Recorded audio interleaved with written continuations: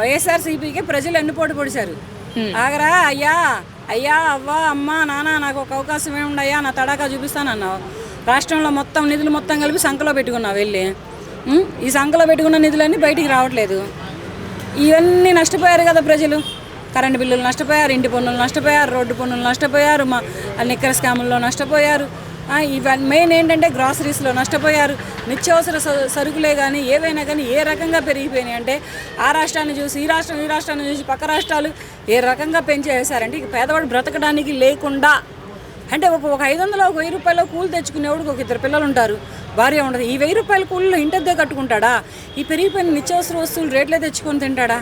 మరి ఇది ఎంత క్రూరంగా రేట్లు పెంచితే ప్రజల వాడికి అతనికి ఎన్నుపోటు పొడిచారు.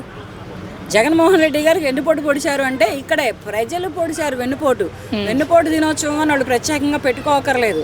వీళ్ళు సంపాదించిన నిధులన్నీ వస్తే ఆంధ్రప్రదేశ్ రాష్ట్రం శుభ్రంగా బాగుపడిపోద్ది.